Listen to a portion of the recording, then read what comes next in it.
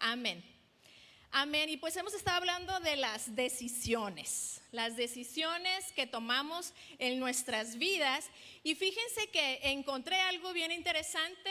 Decían ahí las personas que saben, los científicos, que a lo largo del día o durante un día, las personas tomamos en promedio, ¿cuántas decisiones se imaginan?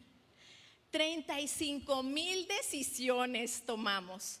Pero no tomamos esas decisiones conscientemente. Se dice que solo el 99.74 de esas 35,000 decisiones las tomamos conscientes. Eso nos lleva a que un 0.26% son las que tomamos de manera consciente.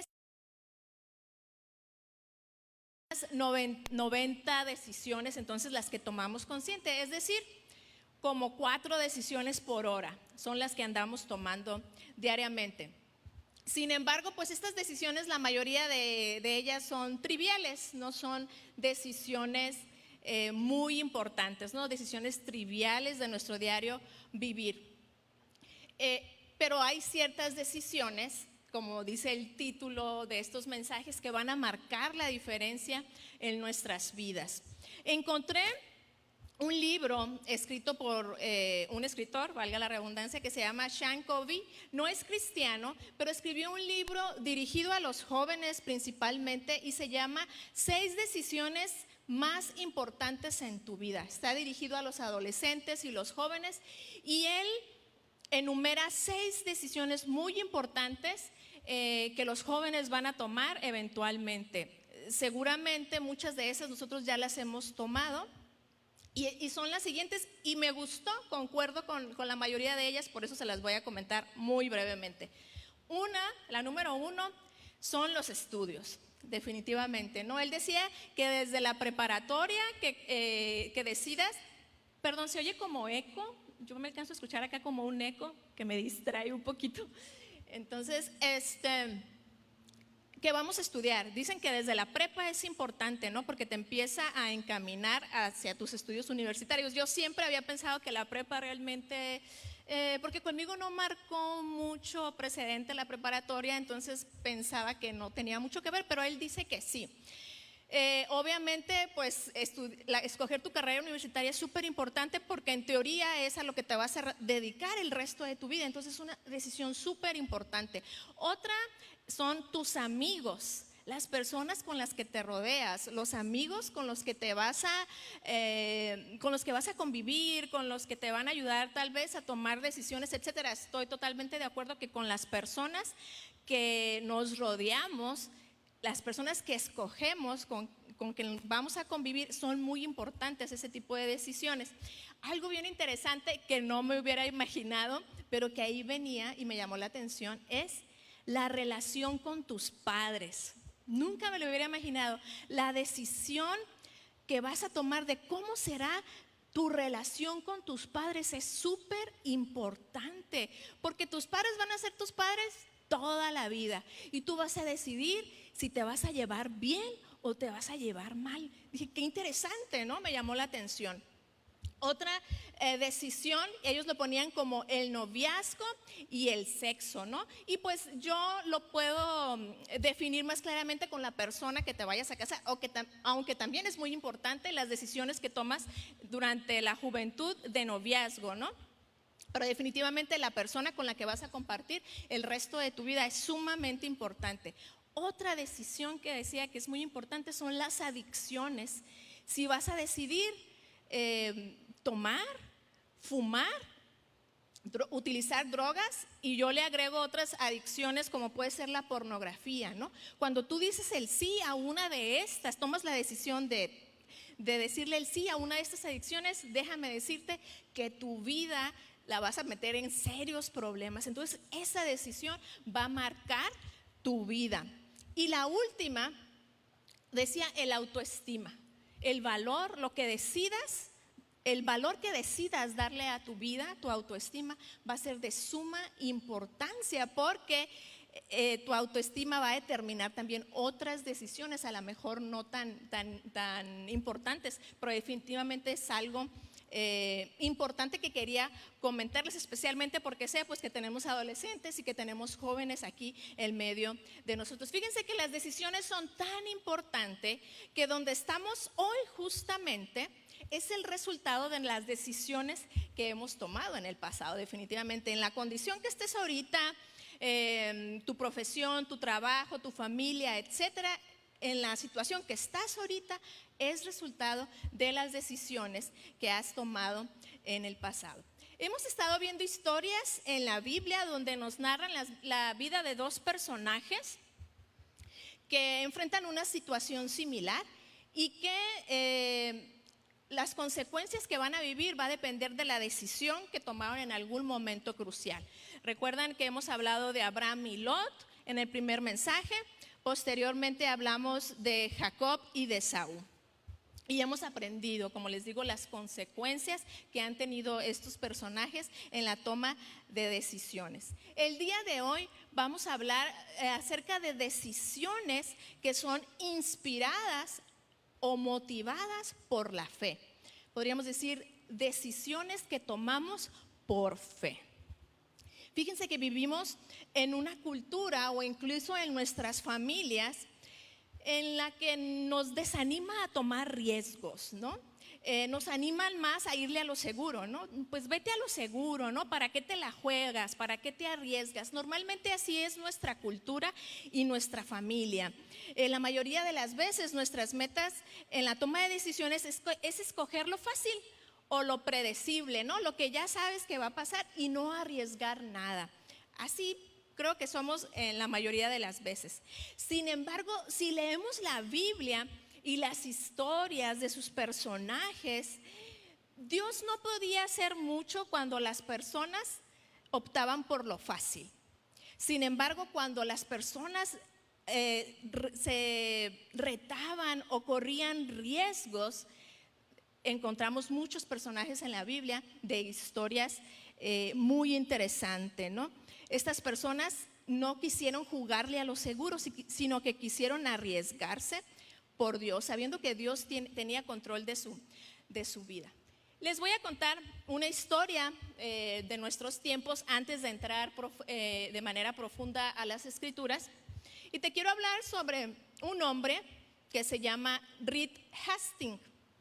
Este hombre de profesión es un matemático y posteriormente hizo una maestría en ciencias computacionales. Este hombre que se llama Reed Hastings, que a lo mejor la mayoría no saben quién es, por ahí de los 90s, ¿se acuerdan cuando se usaba que para divertirnos rentábamos películas, ¿no? Que íbamos a los videocentros. Bueno, los millennials no van a saber mucho de lo que estoy hablando, pero antes se usaba que ibas a unas tienditas que se llamaban videocentros y que ahí ibas y tenías muchos títulos de películas y las rentabas, y el formato era una cosa similar a la Biblia que se llamaba VHS.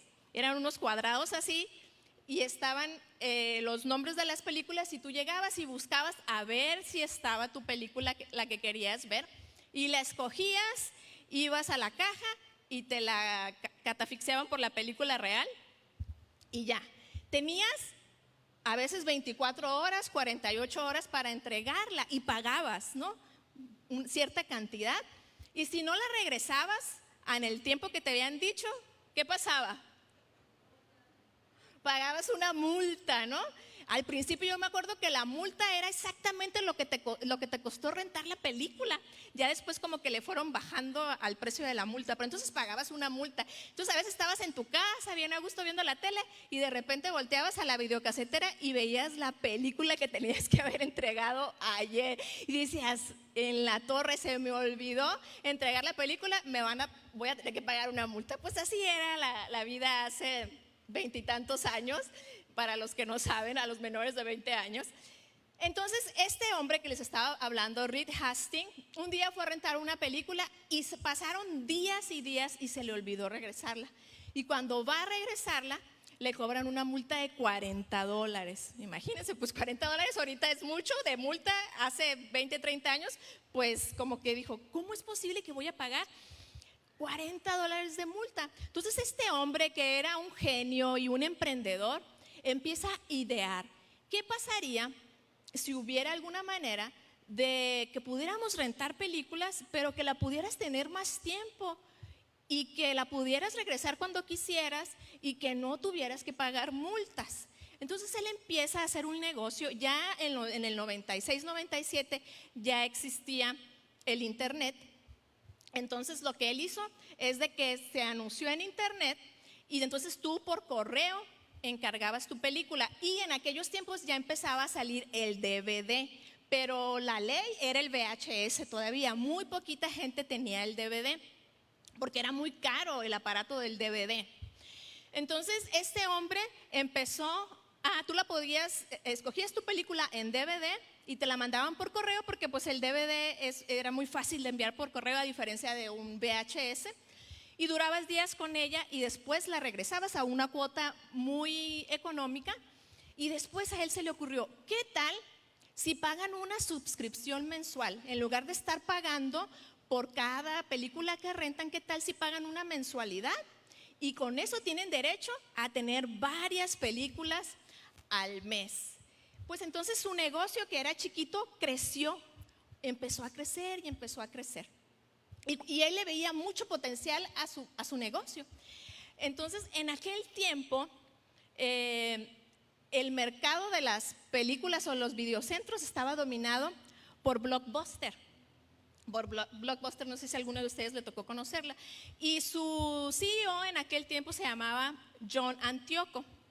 Entonces este hombre, Reed Hastings, dice, ya su compañía había crecido algo, obviamente nada que ver con Blockbuster, etcétera, y dice, ¿sabes qué? Le voy a ir a ofrecer mi negocio, a ver si me lo quiere comprar, esta idea que yo traigo, o este negocio, porque ya no era idea, ya era un negocio. Entonces va y le ofrece su empresa, su mediana empresa, por $50 millones. Entonces este hombre, John Antioco, que para entonces, les decía, Blockbuster era la reina de los videocentros, tenían aproximadamente 9,000 tiendas Blockbuster alrededor del mundo. Su capital era de $4.5 billones y tenía pues muchísima gente, ¿no?, que rentaba sus películas. Entonces cuando este hombre llega y le ofrece su negocio por $50 millones, John Antioco así como que se queda, ¿qué le pasa a este tipo? Y dice, o sea, me estás diciendo que tengo que cambiar mi modelo de negocio que ya funciona por uno que no tiene garantía para el futuro. Dijo, oh no, dijo, yo no voy a arriesgarme a perder $50 millones. ¿Y qué creen? 10 años después, Blockbuster se declaró en quiebra y cerró su última tienda física en el 2014.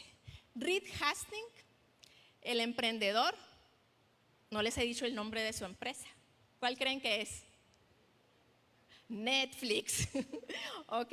Netflix ahora tiene 180 millones de suscriptores y el valor en el mercado es de $187 millones. Imagínense cómo se siente estos de Blockbuster que no quisieron comprar Netflix en aquel tiempo. ¿Qué pasó? Que Reed Hastings le jugó, se arriesgó a jugársela, y John Antioco dijo, no, yo no me salgo de lo seguro, yo me quedo con mi negocio y no me voy a arriesgar.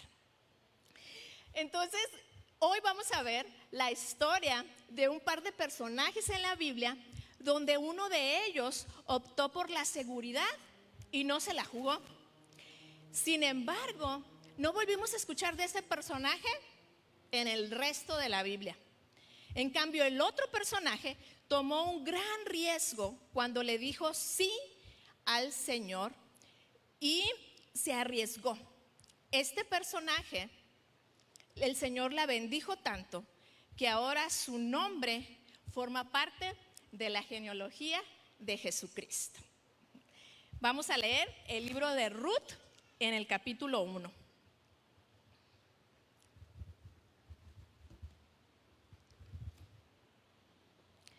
Fíjense que ¿qué hubiera pasado? Bueno, primero vamos a leer Voy a leer del 1 para tener el contexto.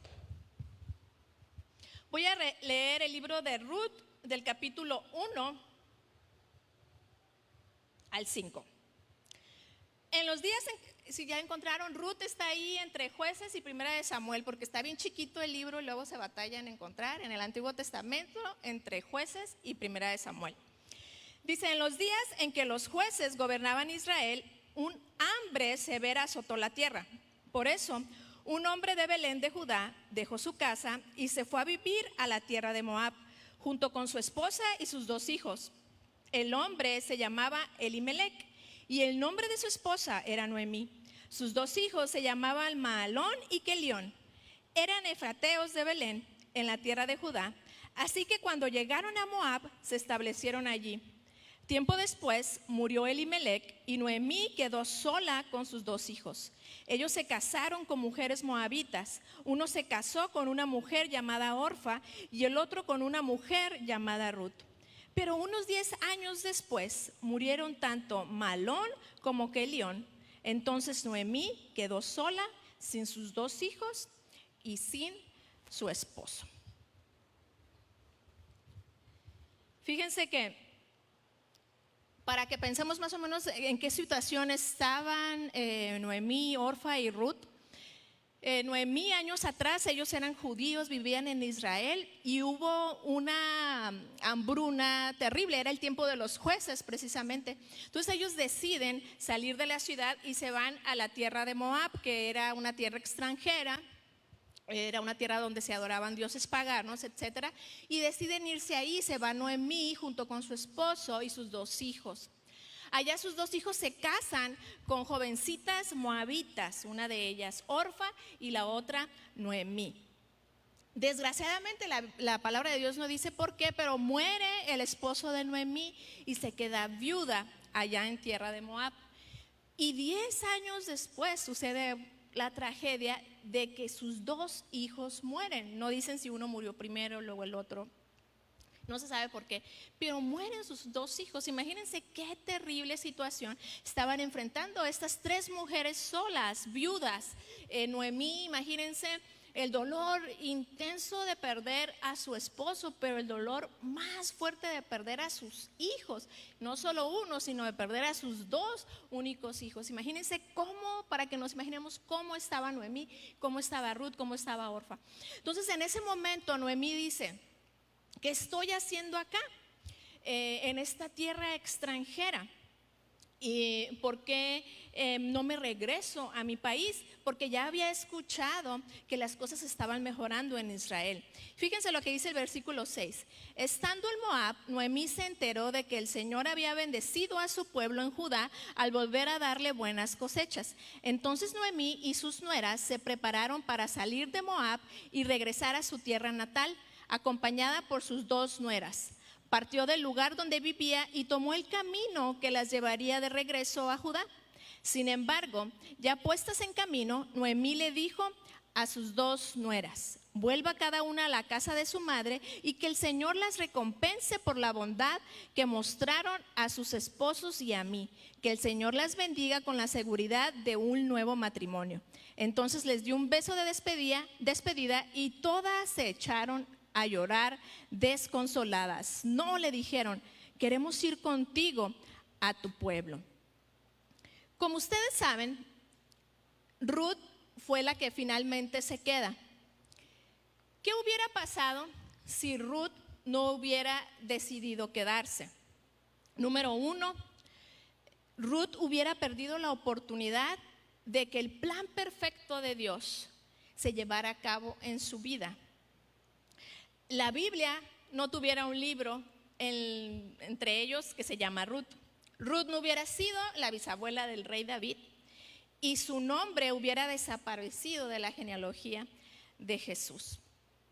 Fíjense que aquí, cuando de un inicio, según lo que acabamos de leer, las 2 nueras querían quedarse e irse con Noemí, tanto Orfa como Ruth. Estaban viudas, se sentían seguramente tristes y desconsoladas. Y miren lo que les dice Ruth. Dice: ok, está bien, vámonos. Pero cuando van camino hacia Israel, miren lo que pasa. Pero Noemí respondió, versículo 11, ¿por qué habrían de continuar conmigo? ¿Acaso puedo tener más hijos que crezcan y sean sus esposos? No, hijas mías, regresen a la casa de sus padres, porque ya soy demasiado vieja para volverme a casar. Aunque fuera posible y me casara esta misma noche y tuviera hijos varones, entonces ¿qué? ¿Esperarían ustedes hasta que ellos crecieran y se negarían a casarse con algún otro? Por supuesto que no, hijas mías, la situación es mucho más amarga para mí que para ustedes, porque el Señor mismo ha levantado su puño contra mí. Fíjense que ya como cuando iban en el camino, Noemí dice, no, o sea, se quitó todo egoísmo y dijo, ¿por qué me las voy a traer? Si ellas pueden regresar con su familia, a tener un apellido, a buscar otro marido, ¿no? Porque antes, bueno, en la cultura judía en aquel tiempo se acostumbraba a que si una mujer enviudaba, si había un hermano del marido, él la tomaba por esposa, ¿no? Para protegerla y para que el nombre del hermano fallecido siguiera el apellido. Entonces por eso Noemí les dice, o sea, no es como que yo tengo más hijos para que se puedan casar con ellos, y mucho menos me voy a embarazar y voy a tener otro hijo y ustedes van a esperar 20, 30 años a que él crezca, ¿verdad? Para casarse con él. Y fíjense, si ustedes se ponen a pensar, pues tiene algo de lógica el comentario de Noemí. Y vean lo que pasa en el versículo 14. Entonces volvieron a llorar juntas y Orfa se despidió de su suegra con un beso, pero Ruth se aferró con firmeza a Noemí. ¿Qué pasa? Que cuando Orfa escucha y se pone a pensar también lo que le está diciendo Noemí, que tenía mucha razón, era como muy lógico, ella dice, tiene razón, ¿saben qué? Pues yo aquí pinto mi raya y yo me regreso a mi pueblo. Orfa estuvo tan cerca de ser parte de la comunidad del pueblo de Dios, pero al escuchar esos argumentos tan lógicos de Noemí, Orfa cambió de opinión y súbitamente se dio cuenta que no había futuro para ella en Israel. Y tomó la decisión de regresar a su pueblo a lo seguro, ¿no? Con una familia, un hogar donde seguramente iba a encontrar un esposo. Las escrituras no critican esta decisión de Orfa, pero es muy claro que Orfa se perdió la oportunidad de vivir una aventura al seguir al único Dios verdadero. Orfa optó por jugar a lo seguro. Muchos de nosotros así somos, ¿no? Pues le damos a lo seguro, vamos por lo seguro. Fíjense que esta decisión de Orfa no solo implicaba regresar a su casa, a su familia, sino era regresar a sus costumbres, era regresar a su religión, era ese Dios que conoció cuando se casó con uno de los hijos de Noemí, cuando convivió con esta familia judía. Iba a dejar a ese Dios. Ella también decidió dejar al Dios de Israel a un lado e irse por sus dioses. Orfa regresó a lo seguro y a lo predecible. No sabemos ya nada más qué pasó con ella porque la Biblia ya no nos dice, pero te puedo asegurar que no fue algo muy significante. ¿Cuántas veces somos culpables nosotros de lo mismo, no? De querer ir a lo cómodo, a lo seguro, a lo que ya sabemos que va a pasar, inclusive aunque sean cosas que no nos agradan, pero a veces hasta hay un dicho que dice, confiando en nuestras propias fuerzas, y decimos, no, es que yo no voy a poder lograr esto, es que esto es muy arriesgado, entonces yo me quedo aquí en lo seguro, porque por mis fuerzas, aunque no, a veces no lo piensa uno así, pero la realidad es que uno está pensando en nuestras fuerzas y se nos está olvidando que el Señor nos puede estar respaldando. La fe, por definición, nos impulsa a tomar riesgos. ¿Qué es pues la fe? La certeza de lo que se espera, la convicción de lo que no se ve. Quiere decir, hay que tomar riesgo. No arriesgarnos a veces a tomar algunas decisiones nos lleva a vivir vidas mediocres y que la voluntad perfecta de Dios no se cumple en nuestras vidas. Fíjense que leí un libro de Tim LaHaye que dice que la voluntad de Dios está basada en Romanos 12:2, donde dice que es buena, agradable y perfecta, que a veces nosotros pensamos que esas son las 3 características de la voluntad de Dios, pero Él lo ve de otra manera que me gustó, que dice que son los 3 niveles de la voluntad de Dios, que depende de las decisiones que tú tomas en tu vida. A veces lo que vas a vivir o la voluntad de Dios es buena, si tomas mejores decisiones es agradable, y si tomas excelentes decisiones es perfecta. Entonces no toda la vida vamos a vivir una vida con la voluntad perfecta de Dios. Va a depender de las decisiones que tomamos. Ahora vamos a ver, mientras tanto Orfa dijo adiós, pero Ruth se mantuvo con Noemí. Y vamos a leer el 15 al 17. Dice: mira, le dijo Noemí a Ruth, ¿no?, que había decidido quedarse, tu cuñada regresó a su pueblo y a sus dioses, tú deberías hacer lo mismo. Pero Ruth respondió: no me pidas que te deje y regrese a mi pueblo. A donde tú vayas yo iré, donde quiera que tú vayas yo viviré. Tu pueblo será mi pueblo y tu Dios será mi Dios. Donde tú mueras, allí moriré y allí me enterrarán. Que Dios me castigue severamente si permito que algo nos separe aparte de la muerte. Esa decisión de Ruth son esas decisiones que desafían la lógica humana, incluso la sabiduría, ¿no? No era una buena idea seguir a Noemí. Y aparte les digo porque, si ustedes han leído más adelante, Noemí ella misma se refiere a sí misma como amargada, que se estaba amargada por el sufrimiento y las pérdidas que había tenido. Entonces yo no sé si usted ha convivido con una persona amargada, pero no es nada agradable. Son personas sumamente tóxicas. Y me da risa porque algunos se voltean a ver, ¿no? Como diciendo, ay, sí, ¿te acuerdas? Sí, porque sí es muy desgastante convivir con una persona amargada. Lo que uno más quiere es evitarla. Y fíjense, Noemí estaba decidiendo irse con la amargada. ¿Pero por qué? No nos especifica la Biblia, pero encontré un comentario que me hizo pensar, estoy de acuerdo, yo creo que esa fue la decisión. Muy probablemente, aquí está la respuesta, fue porque el tiempo en el que Ruth convivió con esta familia judía la llevó a escuchar historias sobre el Dios de Israel, un Dios tan diferente, un Dios único, omnipotente, creador de los cielos y la tierra, un Dios que Ruth no conocía y la enamoró. Ruth sabía que si regresaba a su pueblo, a Moab, iba a perder esa relación con el Dios verdadero. Sabía que tenía que ir a una ciudad donde su relación con el Dios de Israel pudiera nutrirse, pudiera crecer. ¿Y dónde más que en Israel? Fíjense que si hay algo muy claro en las Escrituras, es que cuando honras a Dios con tus decisiones, el Señor te honrará a ti. Y justamente eso es lo que empieza a suceder en la vida de Ruth en cuanto llegan a Israel. Empieza Ruth a tener una serie de coincidencias divinas en su vida. Fíjense que casualmente llega a Israel durante la época de la cosecha. Casualmente Ruth escoge un campo para ir a escoger espigas, donde el dueño de ese campo era un familiar del esposo de Noemí. Casualmente Boaz, que era el dueño, mostró compasión y vio bondad en Ruth y le agradó. Casualmente Ruth siguió el consejo de Noemí de ir y recostarse a los pies de Boaz, como pidiendo redención, no pidiendo su cobijo por ser su familiar. Casualmente Boaz acepta ser ese redentor de Ruth y finalmente se casan. Casualmente Ruth y Boaz tienen un hijo que se llama Obed.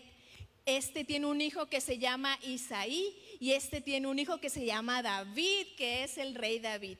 Nada de esto es casualidad. Esa es la mano de Dios obrando en la vida de Ruth, porque su decisión fue honrar a Dios, honrar al Dios de Israel. No le importó salir de su zona de confort, no le importó que se la estaba jugando, que se estaba yendo a una ciudad donde iba a ser extranjera y que a lo mejor iba a ser maltratada.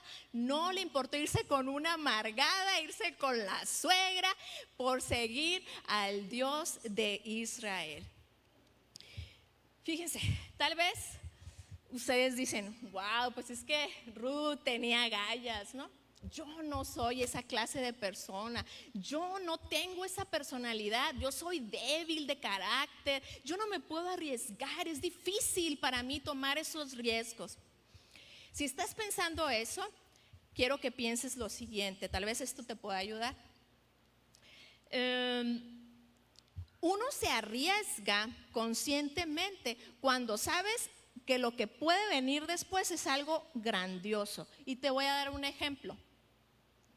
Los que somos padres, suponiendo, Dios no lo quiera, que uno de nuestros hijos se enfermara de muerte, que uno de tus hijos estuviera enfermo de muerte, y te dijeran que hay una plantita que crece en el Amazonas, nada más en el Amazonas, y que esa plantita hay un 100% de seguridad que tu hijo se cure y que quede sano 100%.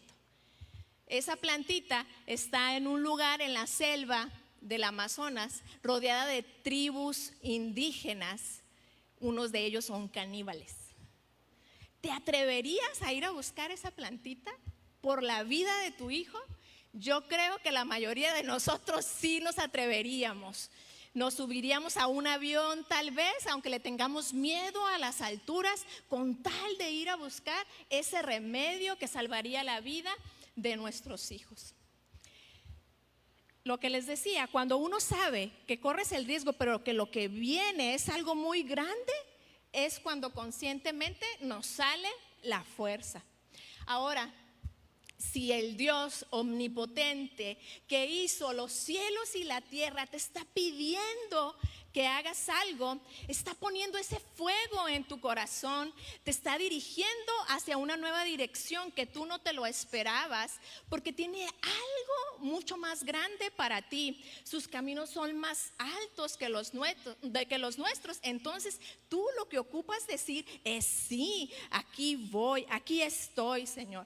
Nuestra iglesia necesita hombres y mujeres que sigan al Señor sin temor, fielmente, totalmente cautivados por la recompensa eterna que tendremos en Jesucristo, que estén dispuestos a dejar sus placeres terrenales, los cuales son momentáneos, por amor a su nombre. Solo por fe podemos dar esos pasos. Podemos ser valientes solo por fe, confiando en que el Señor tiene control de nuestras vidas. Voy a cerrar con esto, con algo que quiero poner más o menos práctico para que podamos pensar a lo mejor en qué decisiones tenemos que dar el sí al Señor. De tomar decisiones por fe, quiero que quede claro, no significa decirle sí a todo y tomar riesgos muy temerarios. No significa que yo les esté diciendo de que ya hagan todas sus maletas y váyanse todos de misioneros. No, el Señor tiene el propósito para cada uno. Tomar un riesgo por Dios significa abrir nuestros ojos para enfrentar realidades incómodas que están sucediendo a nuestro alrededor. Y te voy a dar algunos ejemplos. Y empiezo por el riesgo más grande que tú y yo debemos de correr. Y ese riesgo más grande y más importante que debemos de correr tú y yo es entregar nuestra vida a Jesús. Entregarle a Jesús el control completo de nuestras vidas. Si aún no te has decidido a entregarle a Jesús tu vida para que Él tome control, es el momento de que digas sí y de que dar ese paso de fe. cuando estamos tratando ya de madurar en nuestra vida cristiana, ¿cómo podemos dar ese paso de fe? Muy probablemente que te tengas que levantar 30 minutos más temprano de lo que te acostumbras a levantar para que puedas tener ese tiempo de intimidad con el Señor, orar y leer su palabra. Probablemente estés pasando por una situación económica difícil. Entonces el reto aquí es decir, Señor, lo que tengo te ofrendo. No dejo de ofrendar en ningún momento porque sé que tú tienes control de mi vida y que tú vas a suplir mis necesidades. Muchas veces el Señor también nos llama a salir de nuestra zona de confort e invitar a lo mejor a tu vecino a tomar un café, a lo mejor hablar, tocar un tema espiritual con tu compañero de trabajo. Eso también es salir de tu zona de confort, hablarles de Jesús a las personas con las que convives. También muy probablemente el Señor te esté diciendo que termines esa relación de amistad, de noviazgo o de cualquier otra cosa que está dañando tu vida. Tienes que terminar esa relación, aunque tú te sientas muy cómoda con esa persona. Esa relación, si no está honrando al Señor, tienes que cortarla de tajo. Entonces a lo mejor esa puede ser el sí que tienes que decirle al Señor. Sí, Señor, corto con esa relación.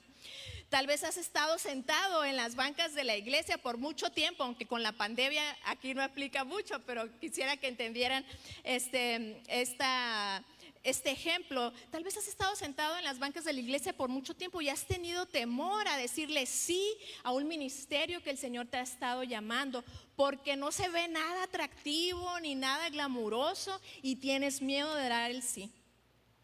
Si aún no te has identificado con ninguna de estas, déjame decirte con lo que todos nos podemos identificar, y es ser personas fieles, perseverantes para continuar haciendo lo que el Señor te ha llamado a hacer. Probablemente estás en un lugar, en una posición, en un cargo, etcétera, o en un ministerio que ya lo quieres votar, pero jugártela es continuar y decir, Señor, tú me sustentas, tú me tienes aquí con un propósito y yo digo sí a tu llamado. Es bien fácil decir que no, porque es lo más sencillo, ¿no? Seguir cómodo. Yo creo que cuando tengas dudas de decir sí o no, piensa, ¿Dios me está llamando a hacer esto? Recuerda que las aventuras con el Señor tienen que comenzar cuando tú dices el sí, no van a comenzar nunca cuando digas no. ¿Tomarás decisiones por fe o jugarás a apostarle a la comodidad? Que el Señor nos ayude a ser personas valientes, a dar ese paso de fe o ese salto de fe a lo que Él nos está llamando. Que nos enfoquemos en que esas decisiones van a marcar la diferencia. Muchas veces pudiera ser que no la veamos aquí, pero te aseguro que la vas a ver en la eternidad. Nos ponemos de pie.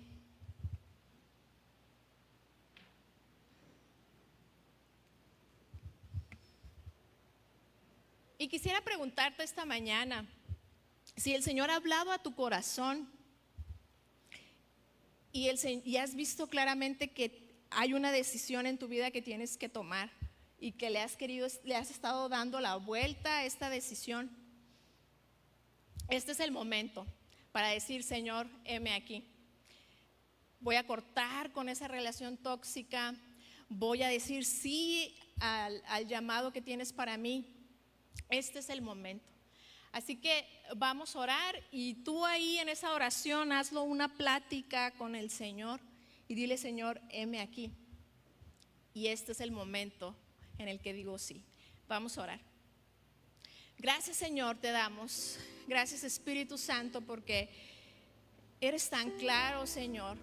Nos hablas de una manera hermosa, Señor, y puntual cuando escudriñamos tu palabra. Gracias por la vida de cada uno de mis hermanos, Señor, porque casualmente están aquí este domingo escuchando casualmente este mensaje. Dios, estas no son casualidades, Señor, sino que tú los has traído aquí esta mañana con un propósito, Señor. que tengan en su corazón la determinación, Señor, de arriesgarse, de salir de su zona de confort, de su comodidad y decir: yo doy ese paso de fe, Señor, porque confío en que tú tienes planes perfectos para mi vida, Señor. Ayúdame, Señor, tal vez a restaurar esta relación que tengo rota, Señor. Ayúdame a hablarle a esta persona de ti, Señor. Ayúdame a romper con esta otra relación que me está dañando, Señor, que está dañando mi relación contigo y que no me permite crecer, Señor. Señor, y estoy aquí, Señor, también si quieres usar mi vida, si quieres si quieres que yo sea un instrumento para engrandecer tu reino, Señor. Gracias, Dios, porque eres tan bueno, Señor, y tú no nos vas a forzar a tomar decisiones, Señor, sino que esto es voluntario. Tú siempre estás en la puerta tocando, Señor, y nada más tenemos que decir sí, Señor, y abrir esa puerta. Gracias, Espíritu Santo, por tu presencia con nosotros, por hablar a nuestro corazón, Señor. Eres bueno, Señor, eres un Dios lleno de amor. Te amamos y te bendecimos, Señor, y oramos en el nombre de Jesús. Amén. Amén.